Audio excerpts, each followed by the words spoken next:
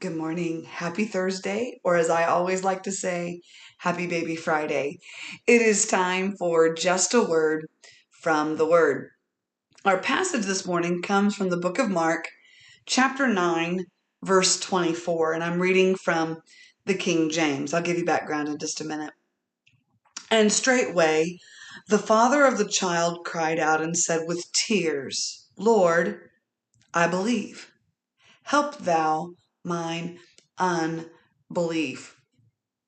So the background of what's going on here is that Jesus had taken Peter, James, and John up to the Mount of Transfiguration. And while Jesus and his three original disciples were away, the other disciples were left. And there was this father that came to the disciples. His son was grievously vexed with a demon, as the King James would say.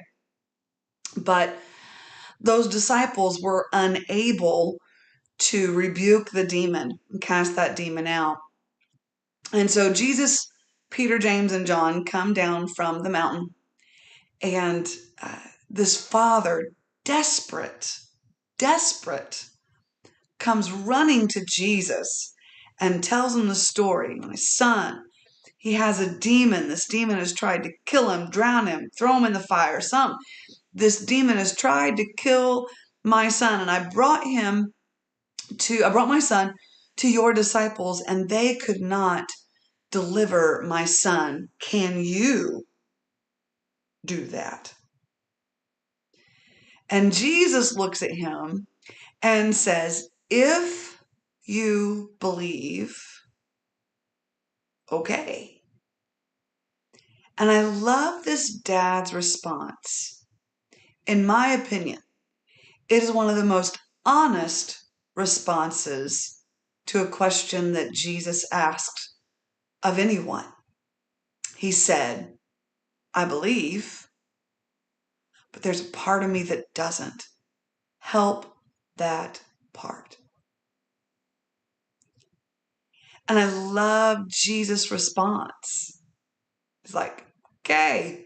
And immediately he delivers the boy from the demon. I find it amazing that Jesus did not rebuke the man. He rebuked his disciples. He rebuked them for not having faith. But he didn't rebuke this father. Here's the truth about faith. See, we think we have to muster up these feelings of belief before God will do anything for us. Faith isn't a feeling. That's the truth about faith. Faith isn't a feeling. Faith is a confidence in who God is. And so when this man says, Lord, I believe, I got some confidence. I got a little. But I know that there's this part of me that doesn't fully trust you. His honesty, his openness, his sincerity, his vulnerability is what moved God to work. So here's the truth about faith. And here's this morning's just a word from the Word, and a word that I felt the Holy Ghost nudging me a little bit ago. Stop trying to muster up feelings. Stop trying to muster up emotion. Don't think that if you get a sing-songy tone to your prayers that that's going to do it. Oh, Jesus. It's okay. I do it. But that doesn't prove how faithful that you are. It doesn't prove how much faith that you have. Going into prayer and rebuking every demon that you can think of doesn't prove that you have faith. That's not the truth about faith. The truth about faith is this.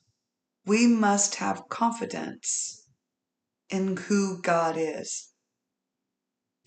You see, it just all seems to be going back to the character of God. I just can't get away from it.